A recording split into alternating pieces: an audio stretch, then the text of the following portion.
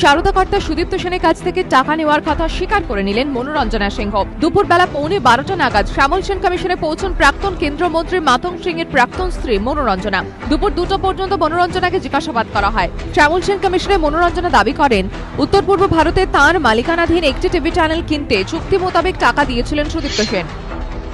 Money from Bengal media came to establish a TV channel that is running in northeast of India.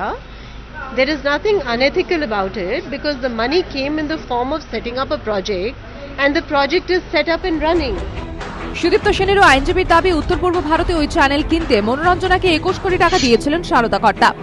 এটা admit করেছেন উনি 25 কোটি জায়গায় উনি 21 কোটি কিছু লক্ষ টাকা উনি অ্যাডমিট করেছেন, যেগুলো উনি পেয়েছেন। সারদা কেলেঙ্কারি প্রকাশ্যে আসার একদম শুরুতে সিবিআইকে লেখা চিঠিতে সুদীপ্ত সেন দাবি করেছিলেন মাতং সিংহ মনোরঞ্জনা সিংহ তার বিরাট ক্ষতি করেছেন।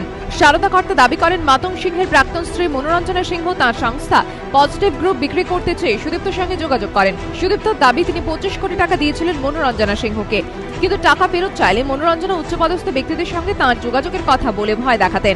এদিন শ্যামল সেন কমিশনে মনোরঞ্জনা দাবি করেন, ওই টিভি চ্যানেলের কোনো শেয়ার হস্তান্তর হয়নি।